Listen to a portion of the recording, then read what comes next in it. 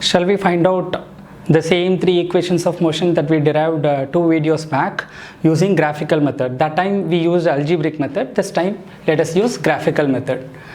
This is for uniformly accelerated motion. So let us try to draw the graph of a uniformly accelerated motion. So the best graph which I am right now thinking of is velocity time graph. So velocity time graph, in the y-axis you are taking velocity, in the x-axis you are taking time. So it is time, it is velocity. Okay. If an object is constantly accelerated, you know that the graph is going to be an inclined straight line. When you start observing, if the velocity is 0, it starts from the origin and it goes in a straight line like this. This cannot be the case always. This may not be the case always. If the velocity is starting from other than 0, the graph is going to be, see, this is a velocity, it may be 0 meter per second, 10 meter per second, 20 meter per second, some u meter per second. When we start observing, an object is starting with velocity u and goes with constant acceleration, and hence it is going to be an inclined straight line like this. So you'd like to find out velocity after time t. So it is time 0 after time t. Here is, say, this time t, you would like to find the velocity. What you do? The same method, you are going to connect it, you are going to cut the graph using a straight line, you are going to find the corresponding y value of it.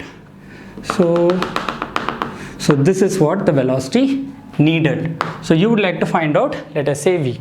The first equation, let us take velocity time relation. We'll try to find out what is the velocity time relation. If you know the initial velocity, can you find out the final velocity? That's what the thing. So this is the velocity. Right now let us name it A, B, C, D, E, and this point is F. This velocity AC can also be equal to Fe plus Ed. So the required velocity V is actually, or the required velocity AC is actually AB plus BC. AB plus BC. But this BC is equal to ED. So this can be written as AB plus ED. But what is ED? In a velocity time graph, slope is, we know that in a velocity time graph, slope is acceleration. So theta, if theta is this, then slope is tan theta. So tan theta is equal to opposite side by adjacent side. Opposite side is DE and adjacent side is BE. BE is nothing but AF. AF is nothing but, this is 0, this is T. This length is T. So tan theta is DE by BE, which is AF, which is equal to T. But tan theta is the slope. Slope is nothing but acceleration, dE by T. Then D is equal to AT. But what is AB? AB is 0, this is U, right? So AC is the required velocity V, AB is nothing but U, plus ED is nothing but, or ED or D is nothing but AT. So we have established velocity time relation. Given that if you know the initial velocity and acceleration, you will be able to find out the final velocity or velocity after time t. Okay, let's find out the second relation. This is displacement time relation. So ST relation, let us call it ST relation. You know very well that area of the velocity time graph is displacement. So here there are two areas. This is a rectangular area, this is a triangular area. So the displacement, let us call it S, is equal to area of the rectangle plus area of the triangle. So what is area of the rectangle? Area of this rectangle is length into breadth. This breadth FE is nothing but AB. AB is equal to U. So this is U and this distance is T. So this is, let us call it AF into FE plus area of the triangle is half into base into height. Base is BE, BE is nothing but AF. So AF into this height is DE or ED.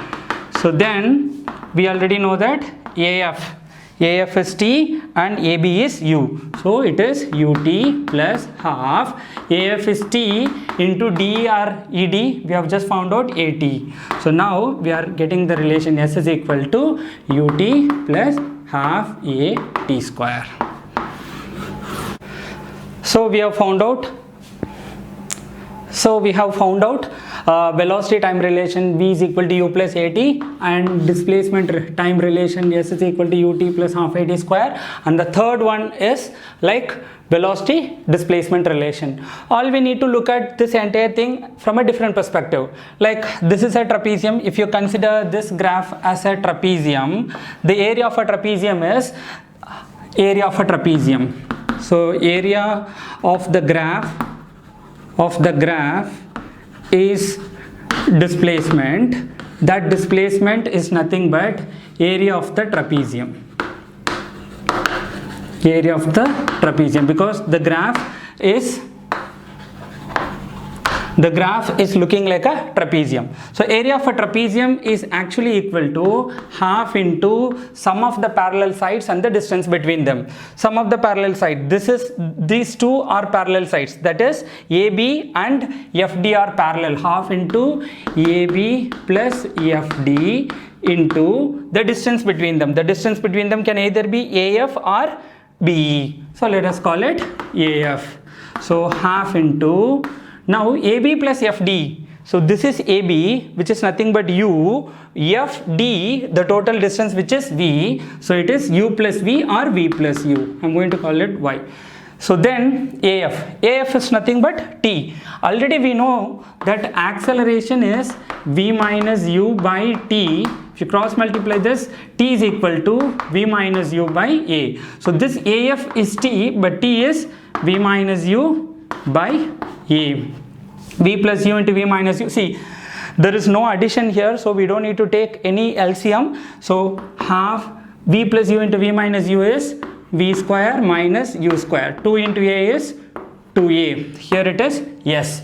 Then this can be written as V square is equal to U square plus 2A. Yes. So the third relation, displacement time relation, also we have found out.